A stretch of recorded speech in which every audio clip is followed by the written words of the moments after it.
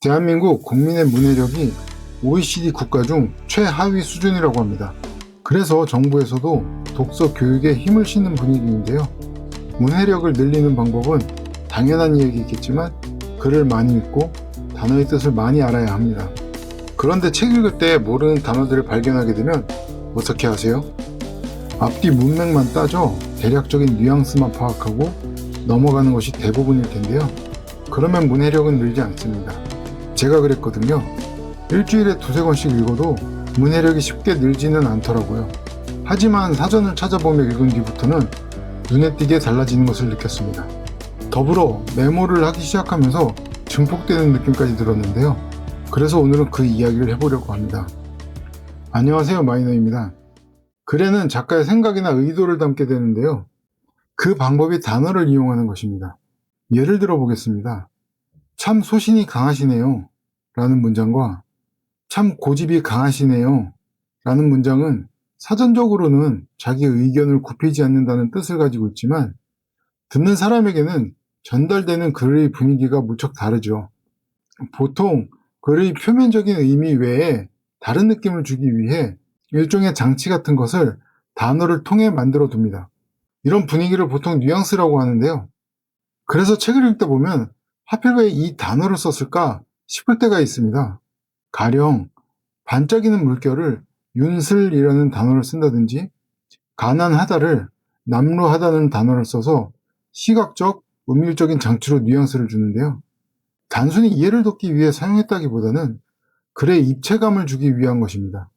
다채로운 표현은 글맛을 살리는 데 중요한 역할을 합니다.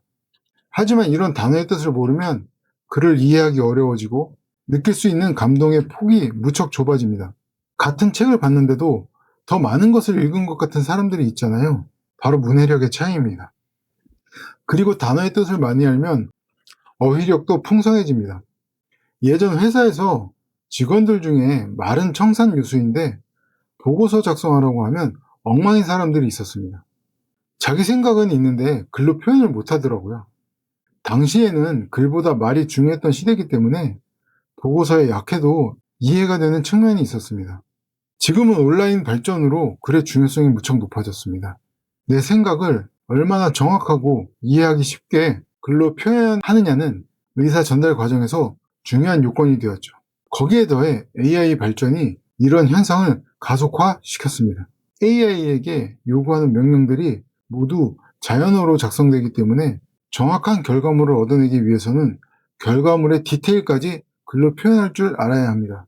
이제 문해력을 키워야 하는 것은 필수인 시대입니다. 내 생각과 감정을 정확한 단어로 표현하는 것이 앞으로 점점 더 중요해질 겁니다. 그렇게 단어를 표현하는 과정에서 자신의 생각과 감정들을 한 번 더 들여다보게 되는 계기도 만들어지게 되는데요. 그로 인해 메타인지를 높이는 결과로도 이어질 수 있습니다. 자신의 생각과 감정을 흑백 TV로 보다가 QLED TV로 보게 되는 것과 같은 거죠. 그래서 단어의 뜻을 알고 정확하게 표현하기 위해서는 사전을 꼭 찾아보며 읽어야 합니다. 모르는 단어를 사전으로 찾는 과정은 뇌 건강에도 도움이 되는데요.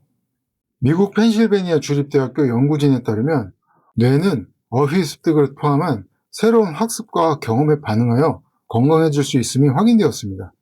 학습 과정에서 신경세포들이 반복적이고 지속적으로 활성화되면 뉴런 사이 연결 강도가 높아진다고 하죠. 바로 뇌 가소성 이론입니다. 뇌 기능은 지속적으로 성장할 수 있습니다. 노화에 따라 뇌 용량이 줄어든다고는 하는데요. 그럼에도 뇌 가소성은 사라지지 않습니다. 노화가 진행될수록 지속적인 학습과 운동 등으로 뇌 기능을 활발하게 만드는 것이 중요합니다. 독서를 통해 다양한 어휘와 글의 구조를 배우고 사전을 통해 새로운 단어들을 습득하는 것이 큰 도움이 됩니다. 아마 영상으로 한 번쯤 보셨을 겁니다. 중증 치매를 앓고 있던 토니 베넷이 레이디 가가의 요청으로 Fly Me to the Moon을 불렀죠.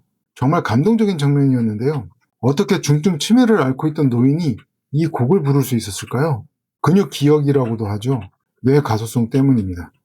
그럼 굳이 무겁고 두꺼운 종이 사전을 써야 하나? UCLA 저명한 심리학 교수 로버트 비오크 박사는 쉽게 학습하면 쉽게 잊게 된다는 학습 과정에서의 바람직한 어려움에 대해 개념 정립을 했는데요. 뇌가 학습할 때 겪는 인지적 노력이 학습 효율을 높인다는 이론입니다. 전자사전을 검색하는 것은 단어를 입력하면 뜻이 바로 출력되죠. 종이사전을 펼쳐가며 읽는 것은 인지적인 노력이 필요합니다. 국어사전은 자음과 모음의 순서에 따라 찾는 과정이 필요하고, 영어사전은 알파벳 순서에 따라 찾죠. 한자사전은 어떤가요? 부수부터 찾고 나머지 획수로 단어를 찾는 과정을 겪게 됩니다. 로버트 비오크 박사의 이론대로 학습 효율이 훨씬 높을 수밖에 없습니다. 경험으로도 찾아가며 배웠던 지식은 오래 남았고요. 그리고 종이사전으로 찾는 행위는 집중력을 높여주기도 하고요. 더불어 전자사전을 검색할 필요가 없으니 모바일 기기에 대한 통제력도 커질 수 있죠. 실제로 역사 속에서 위대한 명연설가 중에 사전 덕후들이 많았습니다. 대표적으로 말콤 X가 유명하죠. 그는 감옥에서 사전을 필사하면서 언어의 힘을 깨달았다고 합니다. 그리고 윈스턴 처칠도 명연설로 유명한데요. 그는 짧은 단어가 최고이며 짧은 단어 중에서도 옛말이 가장 좋다라고 할 정도로 사전을 탐독했다고 합니다. 마지막으로 말콤 X와 이상향은 같았으나 걷는 길이 달랐던 우리에게 나는 꿈이 있습니다 라는 연설문으로 잘 알려진 마틴 루터 킹도 연설문에 힘을 싣기 위해 사전을 뒤져가며 언어의 리듬감을 연구했던 것으로 알려져 있습니다. 지금까지 문해력을 키워야 하는 이유와 키울 수 있는 방법에 대해 단어가 가진 힘과 어휘력, 뇌 가소성과 인지 심리학 측면에서 사전이 필요한 이유를 말씀드렸는데요. 대화를 할 때는 상대방과 장소, 시간 등 고려해야 할 변수들이 너무 많죠. 대화도 그런데 글은 어떤가요? 몇 번에 걸쳐 거르고 다듬게 됩니다. 그렇게 깔끔하게 정제되어 순도 높은 단어들이 책 속에 있습니다. 모르는 단어가 있을 때 그 뉘앙스만 알고 넘어가기에는 너무 아깝지 않나요? 그래서 모르는 단어들을 종이사전으로 찾아보시는 것을 추천드립니다. 그리고 나의 어휘 금고에 넣어두셨다가 필요할 때마다 사용해보세요. 교양은 지식에서만 나오는 것이 아닙니다. 오늘 이야기는 여기까지입니다. 내용이 좋으셨다면 좋아요와 구독 부탁드리고요. 다음에는 더 좋은 독서와 관련된 내용으로 찾아뵙겠습니다. 지금까지 시청해주셔서 감사합니다.